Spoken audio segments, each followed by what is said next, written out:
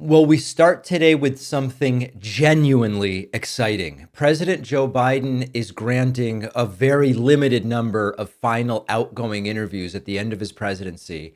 And one of the interviews has been granted to our friends over at Meidas Touch. Ben Meiselas, who I saw in Washington, D.C. earlier this week, was given a 30-minute interview with President Biden. And I'm verklempt. I'm really cavelling here because this is just awesome. What normally would be interviews reserved for corporate and legacy media has been granted to someone from our cohort. And if there is any bigger sign that there is really a sea change happening here, that elected officials, even on the left side, are starting to see independent media as an important space where you want to be heard. It is that of the few final outgoing interviews, one was granted to Meidas Touch. So we're going to look at a couple of clips here. Ben Meiselas doing a really great job of hitting a bunch of important things, asking President Biden about regrets. Are there any regrets that you have? Take a listen to this. Let me ask you this, as you prepare to leave the White House, any other regrets that you have? Anything you wish you would have done differently? Well, I guess if I thought a lot about it, it'd be something I've done, specifically done, but not generically. I set out to do two things: restore America's leadership in the world. I think we've done that. And two, to generate opportunity for ordinary people to have a shot in the economy. And I think we've done that as well. And so we've changed the sort of a measure for how to build an economy from the middle out and the bottom up rather than the top down. And we've worked in a situation where we've once again reestablished our leadership in the world. I always ask people a rhetorical question. If America is not leading the world, who's going to lead it? Who? What country has the capacity? And so we have an obligation and an opportunity to make a world better for everybody, but without being, and by the way, look what we've done. We've changed the dynamic in Europe. We're in the process, God willing, and if my effort goes through with what's going on in Gaza and the Middle East, we may have an agreement there. Look what's happening in the Pacific, and particularly in the Indian Ocean and the South China Sea. Well, guess what? We have a group now, India, Japan, Australia, United States, a Quad that is bringing stability to that region of the world.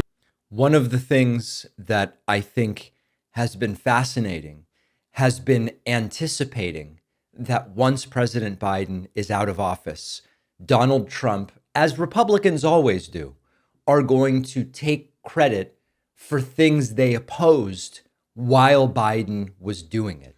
And Ben asked President Biden about this specifically, and I thought it was one of the more interesting moments from this interview. What are you going to do when the other guy, those out there bragging about accomplishments under you, the Medicare $2,000 cap is going to kick in 2025, and he's going to be out there saying, I did this. How's that going to make you feel when that happens? Look, if it continues to benefit the American, look, I've invested more in red states than in blue states. All of these programs we just talked about. Of course, because red states need the money way more, because the infrastructure is way worse, because of red state policies and red state governors. The reason for that was the red states didn't operate very well, and they really hurt their constituents. So those factories closed and the like. The fact is that I represent all of America, not just Democrats. And I think what it's going to do is going to bring the country more together than separate it. And for example, you already have folks like Marjorie Taylor Greene and others saying, don't eliminate the factory after talking about the proposal that we're going to build that was the worst idea anybody's ever had. She didn't vote for it. So I think there's going to be a bit of a comeuppance here, but the bottom line is I'm convinced that over time, the American public will respond to what is the intention of the party to try to help ordinary people.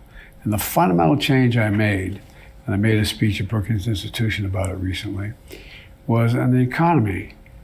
The fact is that we had a long time this idea of trickle-down economics.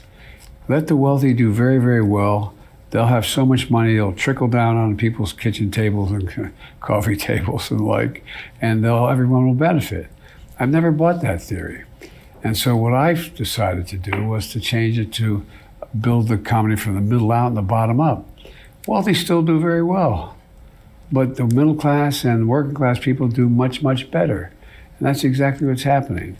It's important to remember that at the end of the day, even though you hear endless posturing about who's letting you keep more of your money and all of this rhetoric, what it often comes down to in terms of the last 15 years and Democrats versus Republicans, it's do the richest pay 39% or 36%? I know that you wouldn't know that from the rhetoric. You'd think this is about taking everyone's money. But really, yes, we're looking at, you've got the QBID deduction, and then you've got the capital gains tax rate, but a large lion's share of the discussion about taxation in this country is simply, should the very wealthiest pay 36 or 39% federally? And of course, there are dozens of other questions, but what Joe Biden here is pointing out is the hypocrisy with which you hear one rhetoric and one public story about the things that he decided to spend money on. But then before you know it, they say, look at this great thing I brought to our state, even though whether it's Congresswoman Boebert or whether it's Marjorie Taylor Greene or whoever, you voted against it. You criticized the people that were doing it. And now you want credit and you want to say, hey, reelect me because of this thing that happened, despite my best intentions. Now, another topic that came up during this interview is whether President Biden is going to go to the inauguration of Donald Trump. And what is absolutely fascinating about this is that even within my audience, there is a split. There is a split between those of you who say Biden shouldn't dignify Trump by going to the inauguration, just like Trump refused to go to Biden's inauguration in January of 2021. I tend not to agree with that. And I know that I've said in many ways, we need to play dirty. We need to fight the way that they fight. And that applies in many areas. But on this, I think that it does make sense to take the high road. Make it so that Trump is the only guy. If in 20 years we look back and we say, there was this one horrible guy, Trump, who just refused to go to his successor's inauguration. That's stronger than saying, there were actually two guys who refused to go to the inaugurations. And yes, Biden did it because Trump had done it 4 years prior. It muddies the story. And Joe Biden, in agreement with that, says, yes, I'm going to be at the inauguration. You're going to be at the inauguration? Of course I am. Only president ever to avoid an inauguration was the guy that's about to be inaugurated. That's what I want to talk about, because he obviously did not make the transition easy for you, would be putting it as delicately as I can. You've made the transition smooth. You've invited him to the White House. How do you square that with his rhetoric, what he's done, what he's threatened, to invite him here, sit him in the Oval, smile? How do you do that, and why? Well, because it's who we are as a nation. It's how we're supposed to be. The fact that he doesn't abide by the rules of the democracy we've established is not my concern. My job is to make a transition workable and available and make sure, and he's beginning to adjust to it. He's beginning now to say to do background checks for his people and so on and so forth. The bottom line is that we can't keep this up. We can't keep up this childish game of walking away when you don't agree and not cooperating. Depending who you talk to, and I talk to a lot of Republicans, somewhere between, well, most people say 30% of the Republican Party is the MAGA Republicans now. And they are the Republican Party now. It's going to be interesting to watch what happens to the Republican Party if he tries to implement some of the things he said he was going to do. But it's important The democratic institutions are consequential. We're the most unique nation in the world. Every other nations come about as a consequence of ethnicity, religion, geography. We're the only one built on an idea. The idea is we hold these truths to be self-evident. All men and women are created equal, etc. We've never fully lived up to it. We've never walked away from it. And we have to keep in faith with that notion. On this issue, I agree with President Biden completely. There is no reason to add a second asterisk to history with a lot of this norm stuff. And I know many of you might be saying, David, Joe Biden would be completely morally justified in doing to Trump what Trump did to him. And I would say, you're right. Joe Biden would be completely morally justified and ethically justified. But I think he's simply rising above it. And I do agree. He doesn't want to be an additional footnote of, here's another guy who also didn't go to the inauguration, but this time it was justified. No, let's keep the record clear. Trump was the one guy who disregarded the way things are supposed to go. Finally, Ben asking President Biden, what do you say to the Americans who are understandably nervous? Now, these are my words, about the incoming authoritarian, autocratic, fascist wannabe Trump. What is the message to those people? Here's what President Biden had to say. What do you say to Americans who are understandably very nervous right now, who didn't vote for the other guy, who are fearful of the threats, the rhetoric, the idea of retribution? What do you say to them who are looking at you, who admired your work? And what do you say to them right now who are watching? We've got to stay involved. We've got to keep fighting. We've got to make clear we're not going away. We're not going away. I'm not going away. I'm going to be deeply involved in the environment. I'm going to be deeply involved in foreign policy, deeply involved in all the things I've been involved in before. There's a whole lot of people too that are doing that. And this is not appropriate for me to be asking you questions, but think about what decisions you have to make to be you get the kind of listenership and followership you have. And how do other entities do that? And tell the truth like you do. It's about finding ways to communicate with people that are so different than existed even 10 years ago. And it's a moment of transition. I know I drive my friends crazy. I keep talking about major inflection points in American history, in world history. But every 6 or 7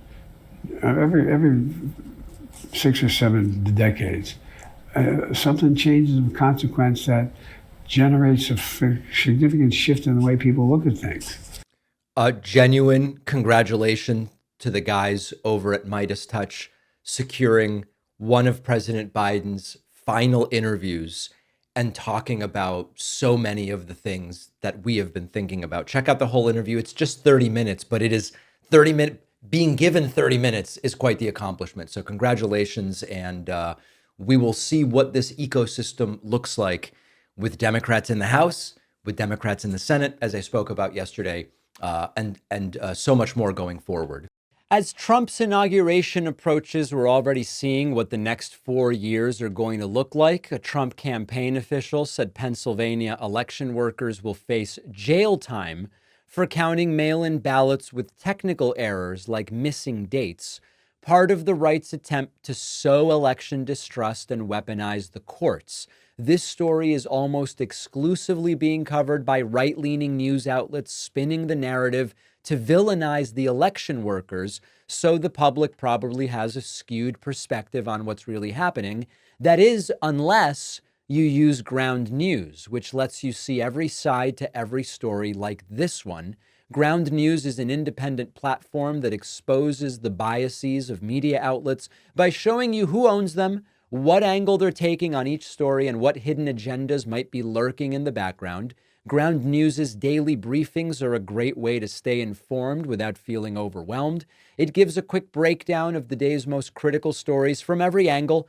Go to ground.news/Pacman for 50% off their unlimited access Vantage plan. It's their biggest sale of the year, and the link is in the description.